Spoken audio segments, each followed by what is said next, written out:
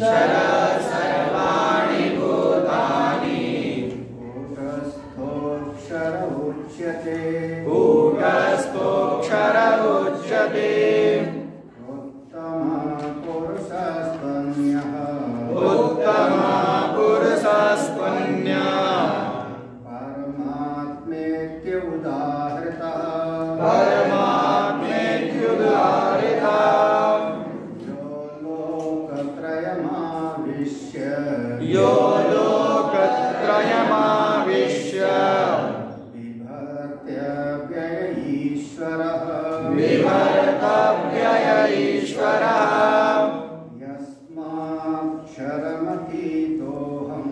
यस्माक्षरमतीतोऽहम्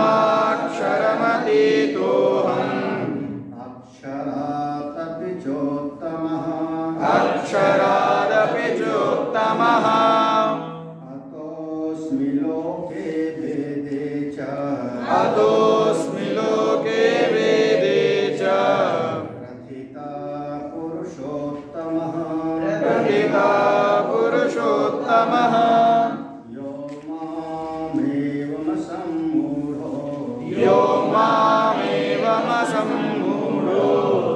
जानाति पुरुषोत्तमम् जानाति पुरुषोत्तमम् स सर्वविद् भजति माम् स सर्वविद् भजति माम् सर्वभावेन भारत सर्वभावेन भारत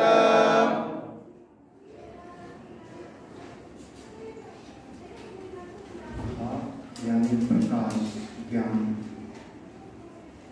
उस प्रकाश में ज्ञान में जो रक्त है उसी का नाम भाव।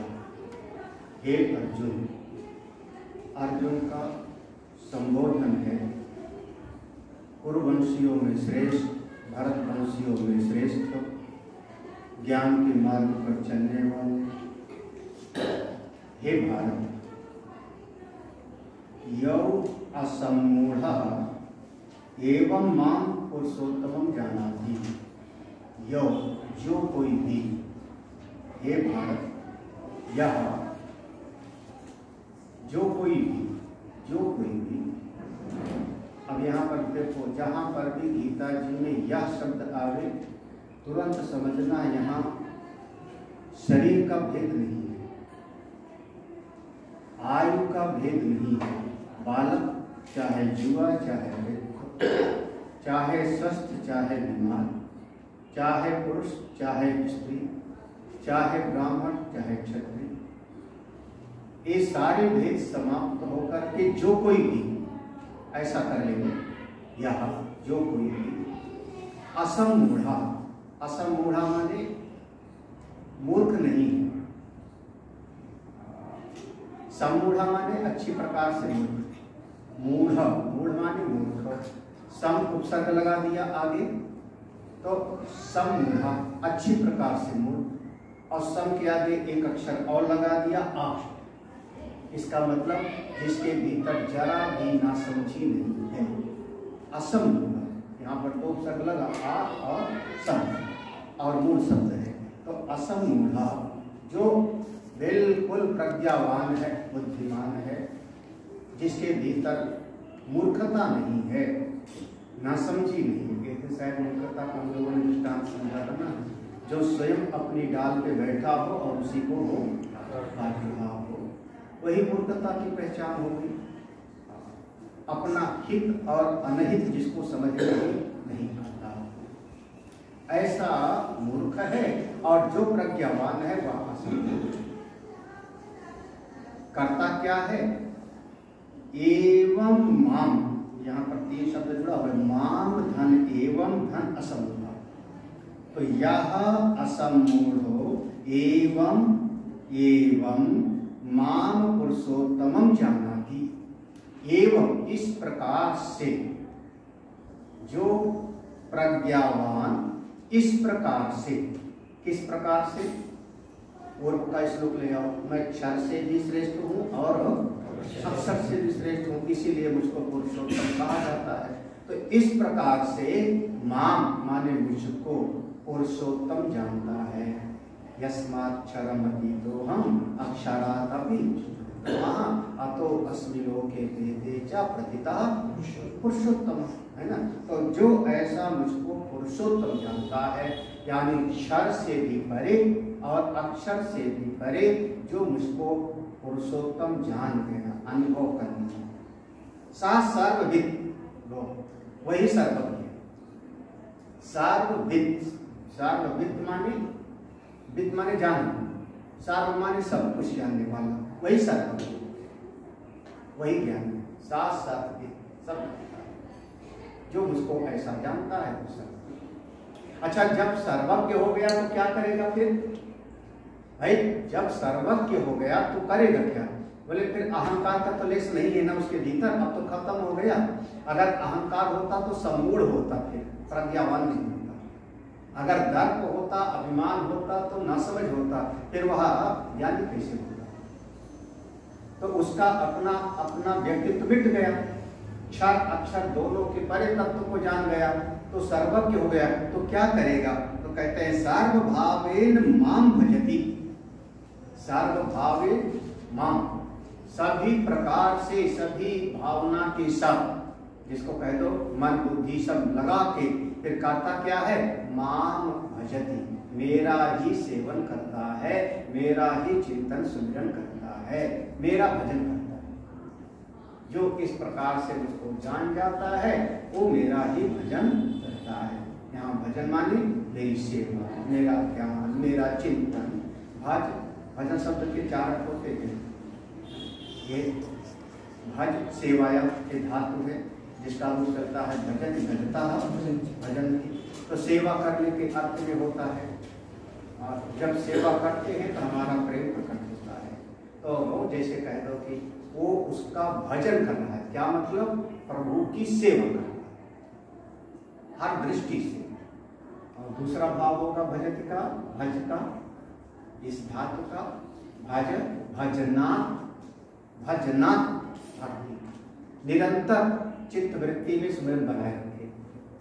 वो कहा ना, कहा हनुमंत विपत्ति प्रभु सोई, जब तव स्मरण भजन न होई। तो निरंतर निरंतर उस वृत्ति में स्मरण करता रहे। जो हमारी चित्त वृत्ति है, अगर परमात्मा को भूल जाएगा तो संसार का चिंतन करेगा, और संसार जब चित्त में बैठ जाएगा तो परमात्मा भूल ही जाएंगे, और परमात्मा भूल गए तो वही विस्मरण है। मरण धन विष, वही जहर हो गया। तो अपनी चित्त वृत्ति में निरंतर प्रभु का स्मरण बनाए रखे। और तीसरा अर्थ होता है भंजना। भंजना, जो यहाँ आप भजते, मन के जो नासमझी है उसका भंजन कर दे। जैसे कहा ते ही क्षण राम मध्य धन, कब कब? जब आज्ञा मिली, उठाओ राम भंजो भंजना। भंजन माने तोड़ देना, मिटा देना, नष्ट कर देना। किसको? अपने भीतर के अज्ञान को, अपने भीतर की अविद्या को, अपने भीतर के मोह राग द्वेष को मिटा दे, यही भक्ति है। तो भक्ति शब्द के 3 अर्थ निकले, सेवा, निरंतर सुमिरन, और तीसरा मन के दोषों को काट देना, मिटा देना, सुख हो जाओ। और चौथा अर्थ निकलेगा इसका विभाग कर देना।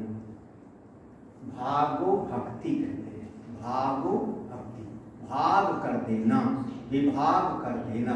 जैसे अब घर में एक सबसे जो बढ़िया तरीका है गृहस्थियों का, तो गृहस्थी चलाना भी सबको नहीं आता। जैसे घर में जो है किसी के यहाँ 2 बहू आ गई, 3 बहू आ गई, 3 लड़के हैं, तीनों की शादी हो गई, 3 बहू। तो घर की जो मालकिन है ना, उसकी मूर्खता कहाँ होती है? वो कहती है ये सब मिलजुल के काम कर लो, सब तुम तीनों हो, ये अपने घर पर सब मिलजुल के कर लो। पक्का समझना घर में लड़ाई का जड़ हो या उसमें घोर लड़ाई का जड़, और कुछ नहीं 2 महीना 4 महीने बाद खुदे रोएगी मोहल्ले का। और अगर वही सास, वही परिवार का मुखिया समझदार है तो उसमें विभाग कर देंगे। सवेरे का भोजन तुम बनाओगी, शाम का भोजन तुम बनाओगी, घर में झाड़ू आदि तुम लगाओ, विभाग कर देवे तो नहीं समझ आ रहा? हाँ, तुमको तो पक्का समझ ज्यादातर लोग यही गड़बड़ छूट जाते हैं, विभाग नहीं करते ना। वो कहते हैं तुम 3 भाई बहन हो, मिलजुल के करो। अरे मिलजुल करके तो कहते बर्तन में क्यों धो, झाड़ू में क्यों लगाओ, और किसी छोटी छोटी बात पे हो विभाग कर दिया, तुम ये करो, तुम ये, और फिर जो नहीं करेगा उसको डांटेंगे, तेरा काम था, तेरी ड्यूटी थी। कभी आप छत डालने वालों को ले आओ,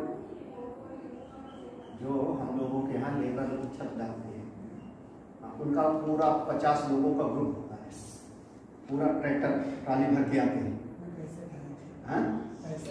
यहाँ अपने इसमें 65 लोग हैं, 65 आदमी, और 65 आदमी हैं, उनका एक सुपरवाइजर होगा, एक ही सुपरवाइजर है। कैसे? अब उनके सब के सब जितने हैं उनका सब का सब पहले से सेट होता है, कौन कौन सा काम करेंगे। 2 आदमी मशीन पे खड़ा हो गए, 2 आदमी छत पे चले जाएंगे फटाफट, 2 आदमी जो है पानी डालने लगेंगे, 2 जो है वो गिट्टी डालने लगेगा, 4 जो है वो मोरंग डालने लगेगा, 1 जो है सीमेंट लाके डालने लगेगा। सब अपनी अपनी जगह पर सेट करेंगे, सब पहले से सेट। अब उसने मोरंग सीमेंट डाल दिया और थोड़ा सांस लेने लगे तो दूसरा काम मत बताना, बताओगे नहीं तो करेगा नहीं। वो कहेगा मेरा काम ये, अपना अपना काम करते हैं, सवेरे शुरू किया शाम तक छत डाल करके चले जाते हैं।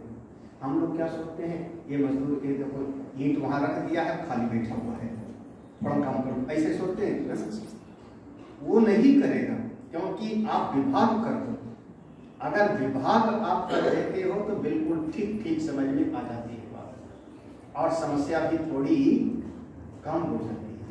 तो क्या विभाग करना, यहाँ पर जो भजते शब्द आया, विभाग माने क्या, तो हम लोग कहते हैं विभाग माने शरीर को आप संसार में लगा दो, ये विभाग हो गया। लेकिन मन बुद्धि को भगवान से लगा दो। अब देखो शरीर भी है हमारे पास में, है ना। शरीर हिस्सा किसका, संसार का, 5 महाभूतों से बना, अन्न जल खा करके बड़ा हुआ, परिवार में पैदा हुआ, तो शरीर संसार का हो गया। लेकिन मन बुद्धि बिल्कुल संसार का नहीं है। मन बुद्धि को परमात्मा के साथ जोड़ दो, ये दोनों का विभाग अलग अलग कर दो, मस्त रहो। मई एव मन आधस्व मई बुद्धि, इतनी बढ़िया बात भगवान की। मन बुद्धि को उसमें लगा दो। आपके शरीर की कोई चाह नहीं पड़ेगी, उनको तो मन चाहिए, तो विभाग कर सर, इसको कहते काम करते रहो और नाम लो। तो भक्ति जब कभी भक्ति शब्द आवे तो 4 अर्थ निकलेंगे, ये चारों ध्यान रखना, किस प्रसंग में कौन सा बात आएगी, है ना। भजते माम, भजते माम माने माम भजती, तो यहाँ पर 4 अर्थ मैंने बता दिया था, याद होगा। सेवा, दूसरा था सुमिरन, तीसरा था मन के दोषों को मिटा देना, और चौथा था अपने जीवन का समस्या। तो ऐसे जो तत्ववेद है, जो सर्वविद हो गया वो क्या, सर्वविद हो गया वो बोले मन को परमात्मा से जोड़, यही उसकी सेवा है। अब वो परमात्मा से अलग अपने आप को समझता, बस यही उसका काम। और शरीर तो इसी संसार में भिक्षा मांगेगा, सड़क पर चलेगा, कोई अवधूत होगा तो भी जो है चलेगा, लेकिन मन परमात्मा। यहाँ पर एक शब्द है, उसी पर थोड़ा ध्यान दें। यौ, इस श्लोक का अर्थ स्पष्ट हो गया ना सबको।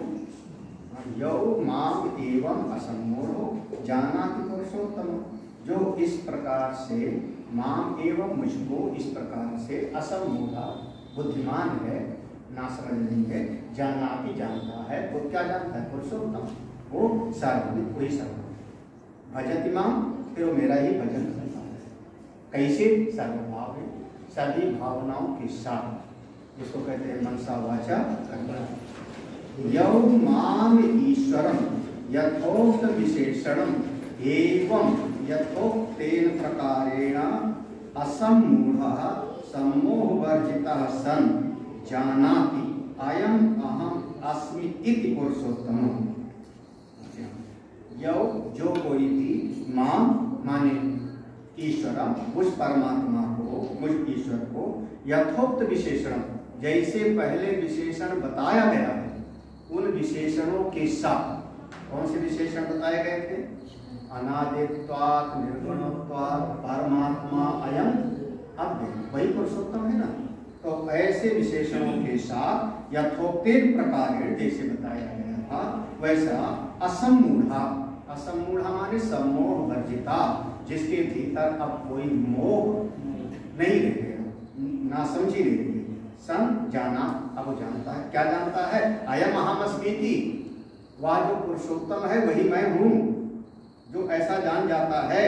इति पुरुषोत्तमम, ऐसा जो जानता है। अयम अहम अस्मि, अगर मैं ये महावाक्य जैसा है। अयम, ये पुरुषोत्तम, जिसको हमने पुरुषोत्तम कहा वही पुरुषोत्तम। अयम अहम, यही मैं, यही मेरी आत्मा है, ऐसा जान जाता है। साथ साथ वो साबित हो जाता है। अब पूरे जो आप लोग 2-3 दिन से लगातार सुन रहे हो उसको ले चिंतन करना। सार्वविद कहा ना, सार्वविद माने कुल अपने जीवन में 3 चीजों को और समष्टि जगत में 3 चीजों को ठीक ठीक जान जाए, वही सार्वविद है। तो कुल ज्यादा नहीं है, कुल 6 चीजें, कुल 6 चीजें, 3 अपने जीवन में और 3 बाह्य जगत में। क्या? पहला, यहां से शुरू करो। पहला, अपने इस शरीर को ठीक ठीक जान जाए। कार्यकरण संघात, हम कह रहे हैं कार्यकरण संघात, या शरीर, स्थूल शरीर और सूक्ष्म, क्या ठीक ठीक जान जावे। अरे 5 महाभूत पैदा हुए हैं, ये इसमें 5 विषय आदि हैं, 5 ज्ञानेंद्रियां आदि हैं, इनका अमुक अमुक कार्य है, ये अपने कर्मों का फल भोगने के लिए प्राप्त हुआ है। ये शरीर को ज्ञान प्राप्त कर ले, ठीक है। पहले इसका नाम क्या दोगे अब? क्षर, है ना। कार्यकरण संघात कैसा है? क्षर। और इस कार्यकरण संघात में जो बैठ करके कर्ता भोक्ता बन रहा है उसको जान जाओ कि यह जो कर्ता भोक्ता है अपने कर्मों का फल भोगने के लिए शरीर धारण किया है।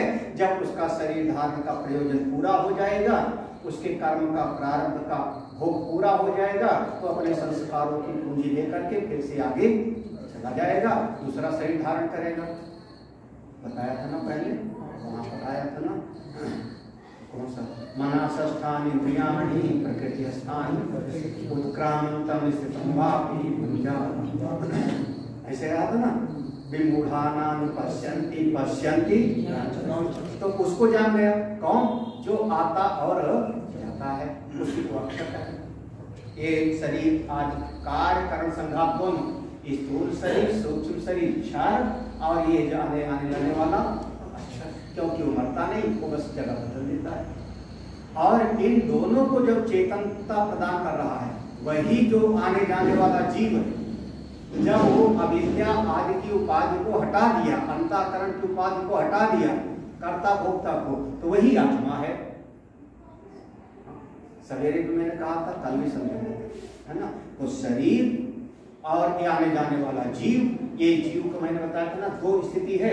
जब अविद्या से जुड़ गया तो कर्ता भोक्ता, आने जाने वाला जीव, और जब इसमें से कर्ता भोक्ता निकल गया, अविद्या अंतःकरण को निकाल दिया, तो यही हो गया आत्मा।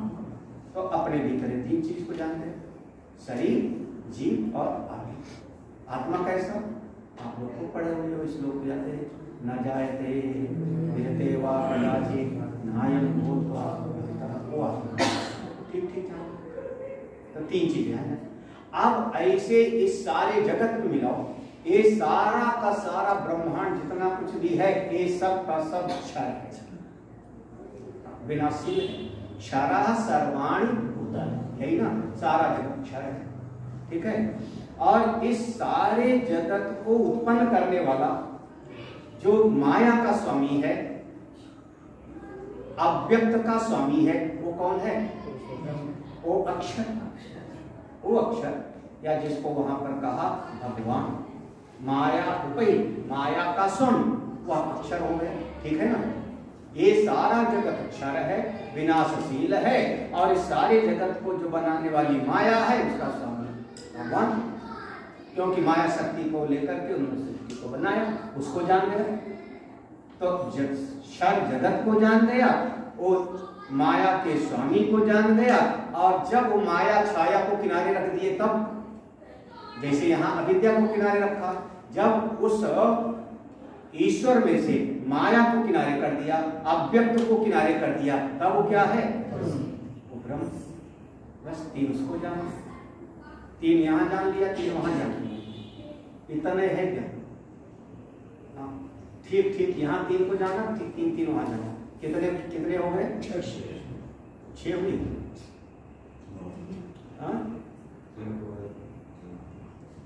बस यही यही नहीं तो हुए छह लक्षण वहाँ था। अच्छा, यही गड़बड़ा है। अच्छा, जब आपने इस देखो क्षर शरीर अक्षर जीव दोनों को किनारे किया, तब आपने अपनी आत्मा को जाना। ठीक है, आत्मा छोटी है कि बड़ी कि सर्वव्यापक? आत्मा सर्वव्यापक है ना? ठीक है, आत्मा एक है, सर्वव्यापक है, नित्य शुद्ध बुद्ध मुक्त स्वभाव, ऐसा लिखा था ना शरीर। वहां पर इस क्षर जगत को किनारे किया, वो माया के स्वामी ईश्वर को भी माया उपाधि से अलग कर दिया। तो जो ब्रह्म है वो कैसा है? एक देश में है कि सर्वदेश में? तो वो भी सर्वदेश में, क्या करें, वो सर्वदेशी होगा। तो मतलब सर्वव्यापक दो होंगे। आपने कहा आत्मा भी सर्वव्यापक, ब्रह्म भी, भाई आत्मा ही आपकी ब्रह्म, ये दोनों एक हो गया। आपका अपना आत्मा ही वह परमात्मा हो गया, दोनों में भेद नहीं रहा, क्योंकि वो भी सर्वव्यापक, ये भी सर्वव्यापक, महाकाश के जैसे। तो दोनों एक है, वहां दो कहाँ हुआ? तो क्षर अक्षर यहाँ चलो अलग कर लिया, दो क्षर अक्षर वहां अलग कर लिया, चार, और आत्मा ही ब्रह्म है एक। ये पांच चीजों का बोध हो गया, आप सर्वविदित हो गए। इसी को कहा अयम आत्मा ब्रह्मात्मय के बोध। वहां पर समष्टि का जो ब्रह्म है वो हमारी आत्मा से पृथक नहीं है, वो एक ही है। कितना स्पष्ट है? इसीलिए कहा, देखना, अयम अहम अस्मि इति पुरुषोत्तम, यही है ना। अयम, अयम माने क्षर से किनारे किया, अक्षर को माया के स्वामी को भी किनारे किया, तब जो पुरुषोत्तम था वो पुरुषोत्तम, वो कौन है? अयम। फिर यहाँ पर जो अपने इस शरीर आदि से अलग किया, जीव को भी किनारे किया, तो जो भीतर तत्व था वो कौन था? अहम। अयम अहम अस्मि, यही मैं हूं, यही मैं। ये जब बोध हो गया तो आप सर्वविद हो गए। सा सर्वविद, वो सर्वविद सर्व। अब आप लोग सर्वज्ञ हो जाओगे तो फिर हमारे तो पूछे खत्म हो जाओगे। ये भले अभी लगे कि समझ में आ गया, इसको कहते हैं कि अपनी निष्ठा में लाने में, जीवन में उतारने में सालों साल लगते हैं। फिर कहते हैं ना, जन्म जन्म मुनि जतन कनाई। लेकिन हाँ, थोड़ा एक बार समझ में तो आवे बात है ना, बिल्कुल स्पष्ट समझ में। वही सर्वज्ञ माने जो सबको जानता है, क्षर को भी अक्षर को भी और उस तत्व को भी दोनों जानता है। सर्वविद, देखो, सर्वात्मना सर्वं वेत्ति इति सर्वज्ञः सर्वभूतस्थं भजति मां सर्वभावेन सर्वात्मचित्ततया। सर्वात्मना, सभी की आत्मा वही है। सर्वं वेद, जब एक आत्मा को जान गया तो सबकी आत्मा एक है, तो सर्वं वेत्ति इति सर्वज्ञ। आत्मा चूंकि सब में एक है।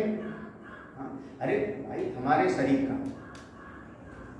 शरीर का एक बूंद खून निकाला है ना, कहां से निकाला? ज्यादातर तो हाथे से निकालते हैं, हाथ से निकालते, और कभी उंगली से निकाल लेते हैं और कभी यहाँ से निकालते हैं, यही ना। शरीर का अगर वो केवल TLC DLC करना है तो 2 बूंद खून निकालना चाहिए। अगर केवल शुगर चेक करना है तो यहाँ पर एक स्विच हो या निकालना है ना।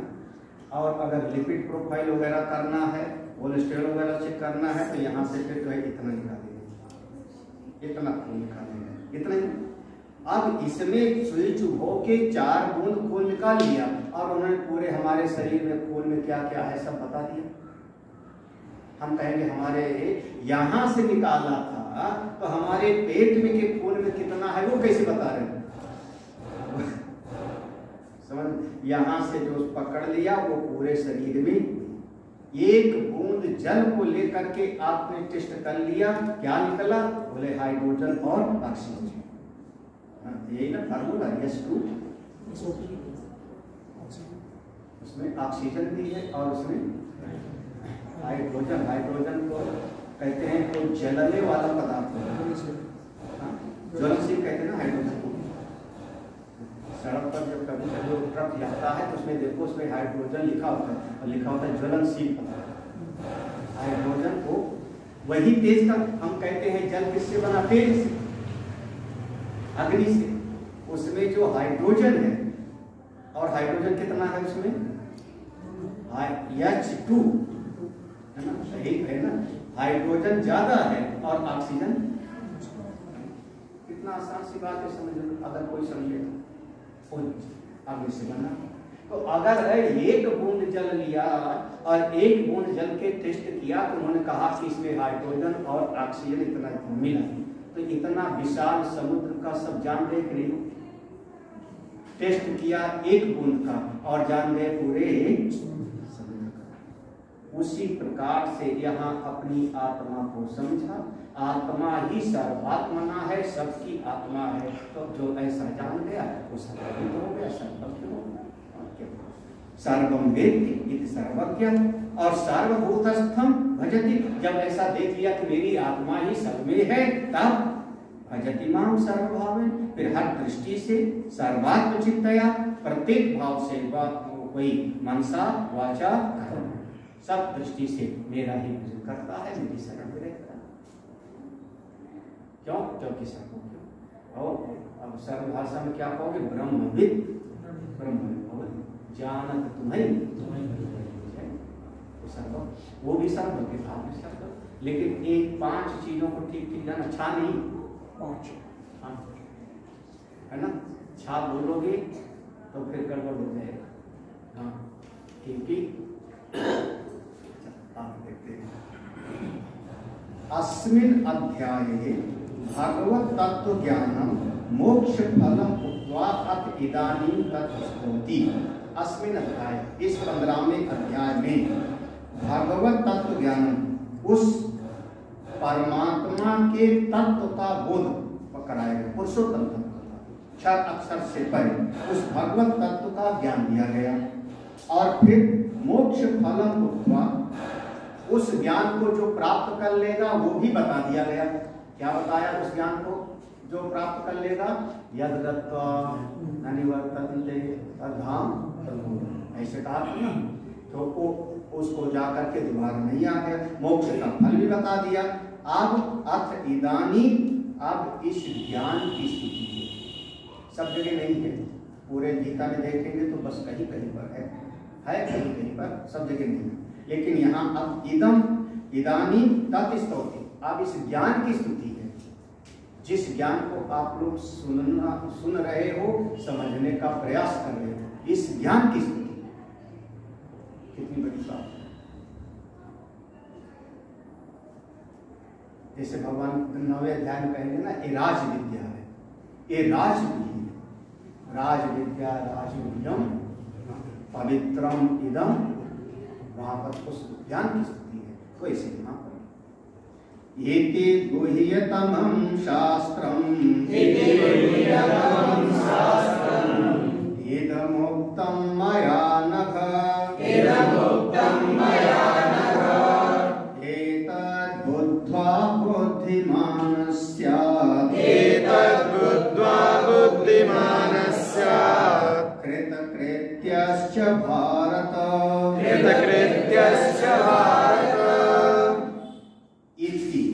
इति माने जितना कुछ ज्ञान की बात बतानी थी वो हमने बता दी। इति माने इतना, इस प्रकार से गुह्यतम, यह जो रहस्यमयी विद्या है, फिर से प्रत्यय वही लगाना तम वाला, याद है ना, तम लगाया ना, पहले भी सवेरे पढ़ा था, तम माने तार तम, नहीं श्रेष्ठ श्रेष्ठ तर और श्रेष्ठ तम, अभी भूलना नहीं चाहिए ना, बार बार यही बताया था, श्रेष्ठ श्रेष्ठतर और श्रेष्ठतम। तो गुह्य माने रहस्य, गुह्यतर माने थोड़ा और ज्यादा रहस्य वाला, और गुह्यतम, गुह्यतम माने सबसे ज्यादा रहस्य, सबसे ज्यादा। वैसे जीवन का सार ये है, जीवन का, कि जिसको आप कीमती समझते हो उसको आप सबको नहीं बताते हो, छुपाते हो। जो आपकी नजर में कीमती चीज है, जिसको आप ज्यादा कीमत देते हो, उसको आप छुपाते हो दुनिया में। और जो आप चार लोगों को दिखाओ बताओ, मतलब उसको कीमत आप ज्यादा नहीं देते। नहीं सुने हैं? लोहे का फावड़ा कहाँ रखा आपने, है ना, फावड़ा है, झाड़ू है, तमाम तरह की चीजें हैं बाहर रखी, यही ना, क्यों? क्योंकि वो है कि काम का है, हमारे काम का है, लेकिन अभी उतना कीमती। अच्छा, जो थाली हो, लोटा हो, वो भी स्टील वाला नहीं, अच्छा चांदी का हो, तो अब उसको भी उसे फावड़े में से बाहर रखो। हाँ, अच्छा, और भी कीमती कोई हीरा है, हीरा है, गोल्ड है, अरे नहीं यहाँ नहीं, बैंक के लॉकर में कितना सुरक्षित, क्यों छुपा रहे हो, क्यों छुपा रहे हो? बोले वो चीज ज्यादा, आप मतिमान नाम प्रकाश है, जिस चीज को आप कीमती समझते हो उसको आप किसी को भी बताते दिखाते, और जिसको चार लोगों को दिखाते हो माने उसको ज्यादा कीमत आपने, यही जीव छूट जाता है, यही अपनी समस्या को जल है। अगर ज्ञान है, ज्ञान भी, वो कहते हैं ना, बहुत ज्यादा अपना ज्ञान सुनाने लगो तो दूसरे के बड़ा ज्ञान बघार रहे। हमको एक श्लोक बहुत प्रिय है, ना पृष्ठाभूयान कस्यचित ना अन्याय, जब तक कोई पूछे ना तब तक उपदेश दो ही बताओ ही ना, और कोई गलत तरीके से पूछता है तो भी बताने की जरूरत है, भले आप सब जानते हो। तो अच्छा नहीं बोलोगे तो दुनिया में लोग कहेंगे मूर्ख है, पागल है। बोले जानत मेधावी, जानते हुए भी आप मेधावी हो, बुद्धिमान हो, सर्वज्ञ हो, फिर भी जड़वत लोकम आचरण, जड़ के जैसे आप व्यवहार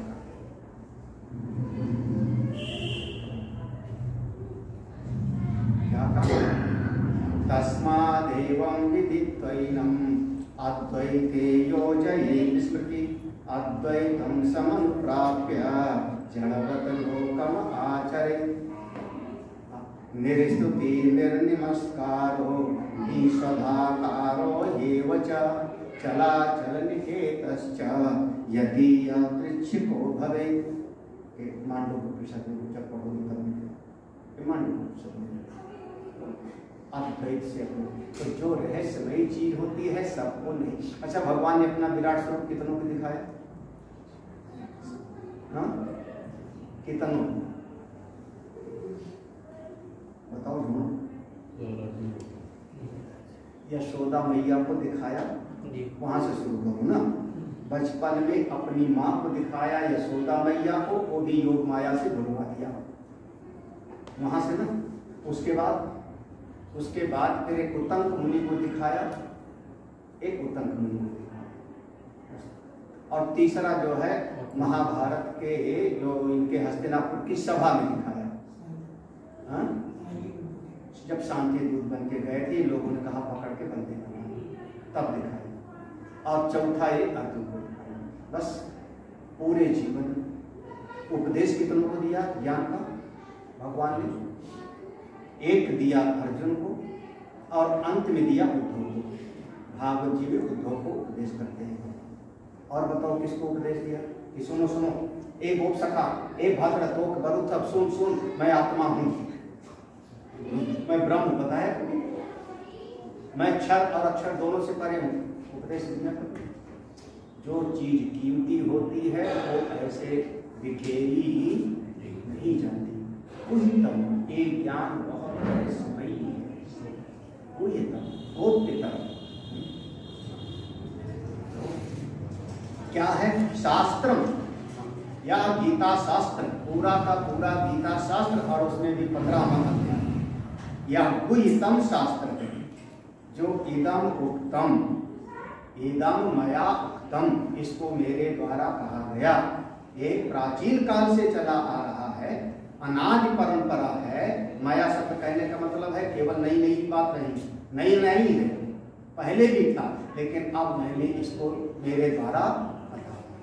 अनग, क्यों तुमको बताया? आत्मा क्यों बताया? अनग, अनग माने निष्पाप, माया धन अनग। तो एति गुह्यतमम, इस रहस्यमयी शास्त्र को, ज्ञान को मया इदम उत्तम, मेरे द्वारा उपदेश दिया गया तुमको, क्योंकि तुम अनंत हो, निष्पाप। एतत् बुद्ध्वा, इसको जो जान लेता है, इसको जो जान लेगा, बुद्धिमान स्यात्, वही बुद्धिमान। जो इस बात को जानता है वही बुद्धि, बाकी और दुनिया की चीज जाने तो उससे बुद्धिमान नहीं होगा। एतत् बुद्ध्वा बुद्धिमान स्यात्, इस ज्ञान को प्राप्त करके ही वो बुद्धिमान होता है। तत्ववेदता की दृष्टि में वही बुद्धिमान है। और फिर हृदय कैसा होगा? कृत कृत्यश्च, कृत, अब उसको कुछ करना बाकी, जो करना था जीवन तृप्त हो जाए। ठीक, यहाँ दो संबोधन हो गया, अनग और देखो 19वें श्लोक में भी भारत है, 20वें श्लोक में भी भारत। वो बात भारत शब्द आया, अनग शब्द आया। तो इस ज्ञान को प्राप्त करके फिर वह बुद्धिमान हो जाता है और अपने आप में कृतकृत्य हो जाता है। इति एतत् गुह्यतमं गोप्यतमं अत्यंत रहस्यम इति एतत्। इति एतत् श्लोक में है, इति माने क्या, ये है एतत् गुह्यतमं, यह रहस्यमयी है। कितना रहस्यमयी है? भगवान भास्कर देखो दो विशेषण देते हैं, गुह्यतमं का दो विशेषण देके समझा। गुह्यतमं माने गोप्यतमं, गोप्यतम। फिर अत्यंत रहस्य, ये रहस्यमयी विद्या है और छुपाने वाली विद्या है। जैसे कीमती चीज को हम छुपाते, कीमती चीज वैसे ये रहस्यमयी विद्या, अत्यंत रहस्य। हमारे जो प्राचीन परंपरा थी, उस प्राचीन परंपरा में था कि जब तक कोई योग्य शिष्य ना मिले तब तक इसका उपदेश मत करो। अंतःकरण शुद्ध ना हो, साधन चतुष्टय संपन्न ना हो, तब तक इस ब्रह्म विद्या का उपदेश मत करें, जब तक कोई ना हो। पूछा फिर अगर उसका जीवन पूरा होने लगा, शरीर मर जाएगा तो विद्या भी चली जाएगी?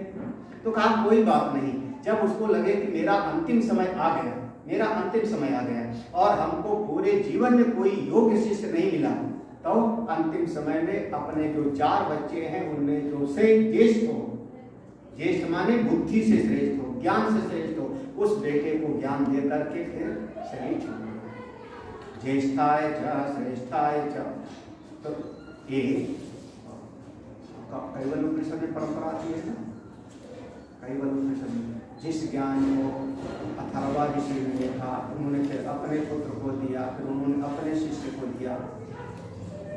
नहीं आता ना, कैवल्य शुरुआत में पूरी परंपरा और वृदारण्यक में पूरी परंपरा होगी और सभी शास्त्रों में परंपरा दी जाती है। तो ये अत्यंत रहस्यम, ये सबको बताने की चीज है।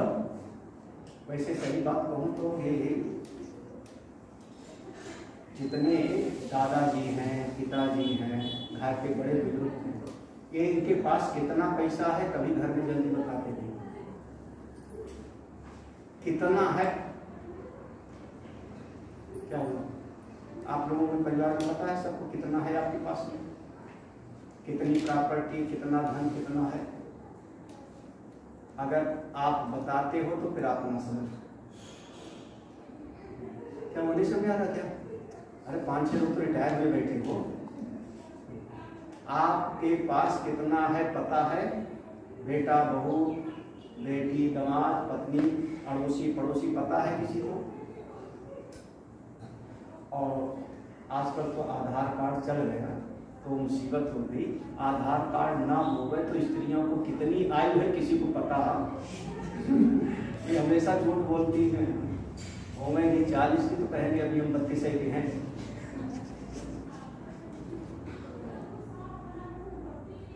तो ये रहस्य की बात है, मत बताओ किसी को, अत्यंत रहस्य, वो बताने वाली चीज है। वैसे हमारे महात्मा लोग भी जो है, महात्मा लोगों के पास कितना होता है किसी कभी बताते नहीं अपने चेहरे में, बता देना तो गड़बड़ हो जाएगी।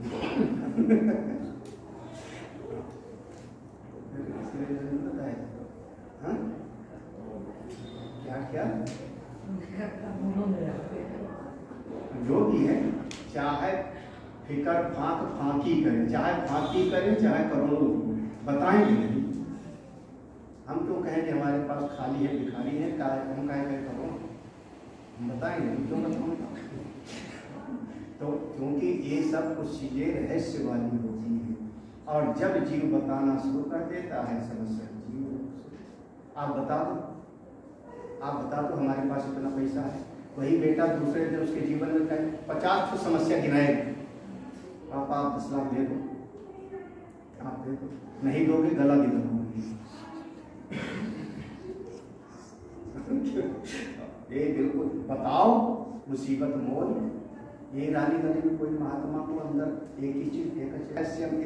अच्छा, क्या रहस्यमयी है? किम तक रहस्यमयी क्या है? तो भगवान कहते हैं शास्त्रम, ये शास्त्र का तत्व का ज्ञान यही रहस्यमयी है। अब आगे ये जो गीता शास्त्र रहस्यमयी है क्यों है, तो इसको पूरे पैराग्राफ में कहते हैं। ये बहुत ध्यान से सुनना महत्वपूर्ण हो। यद्यपि गीताख्यम समस्तम शास्त्रम उच्यते तथापि अयम एव अध्याय इह शास्त्रम इति उच्यते स्तुत्यर्थम प्रकरणा। करे यद्यप, जबकि गीता नामक, गीताख्यम माने गीता नाम का, समस्तम शास्त्र, ये पूरा 18 अध्याय 700 श्लोक का गीता, ये सब का सब यहाँ पर शास्त्र कहा गया है। यद्यपि गीता नाम, यहाँ जो श्लोक में शास्त्र शब्द है ना, इदम, हाँ, तमम शास्त्र, तो कह रहे हैं यहाँ पर शास्त्र माने गीता, गीता नाम का समस्तम शास्त्र, पूरा का पूरा गीता शास्त्र कहा गया है। उसके बाद भी तथा माने उसके बाद भी अयम एव अध्याय, ये जो 15वां अध्याय, अयम माने यह, अयम कहते हैं जब सामने यह दूर होगा तो हम कहेंगे वाह, है ना, बिल्कुल सामने दिखाई पड़ रहा है। तो अयम एव अध्याय, या जो 15वां अध्याय है, ये शास्त्रम की उच्यते, यहाँ जो श्लोक में शास्त्र शब्द है वो यहाँ पर 15वें अध्याय के लिए ही कहा गया है। भगवान भास्कर कहते हैं शास्त्र जैसे हर अध्याय के आखिरी में आएगा ना, इत श्री महाभारत श्री कृष्णार्जुन संवाद, पूरा क्या है स्थिति में, ब्रह्म विद्यायाम योग शास्त्र आएगा ना, योग शास्त्र। तो पूरी गीता में शास्त्र है, पूरी गीता को शास्त्र कहा गया है, लेकिन यहाँ जो 20वें श्लोक में शास्त्र शब्द प्रयोग किया गया है, भगवान भास्कर कहते हैं ये केवल 15वें अध्याय है। यहाँ से पूरे गीता को न समझना। क्यों? स्तुत्यर्थम प्रकरणात्, क्योंकि यह स्तुति का विषय है। इस क्षर अक्षर और पुरुषोत्तम की ब्रह्म विद्या का उपदेश करने का प्रकरण है, विषय है। तो यहाँ पर जो शास्त्र कहा गया है, इन 3 चीजों के ज्ञान वाला जो 15वां अध्याय है, इसकी महिमा है कि यही शास्त्र, उसे पूरी गीता शास्त्र है, लेकिन 15वां अध्याय इसमें विशेष। अच्छा, क्यों विशेष है 15वां अध्याय? 15वां अध्याय विशेष क्यों है, उसको देखो। कहते हैं सर्वो ही गीता शास्त्रार्थ अस्मिन् अध्याये समासेन उक्तो, न केवलम सर्वश्च वेदार्थ इति परिसमाप्तो, यस्तम वेद सवेदवित् वेदैश्च सर्वैः अहमेव वेद्या इति च उक्तम्। कह रहे देखो, सर्वो ही गीता शास्त्रार्थ, पूरी गीता शास्त्र का जो वहां पर तात्पर्य है, सर्वो ही गीता शास्त्र, पूरी गीता शास्त्र का 18 अध्याय 700 श्लोक का जो अर्थ है, शब्द पर ध्यान देना, सुनिए। सर्वो ही पूरी गीता, सर्व माने पूरी गीता, गीता शास्त्र का अर्थ, गीता शास्त्रार्थ, पूरी गीता का 700 श्लोक का 18 अध्याय का जो यहाँ पर तात्पर्य है, अस्मिन अध्याय, इस अध्याय में समासेन उक्ता, संक्षेप में कह दिया गया है।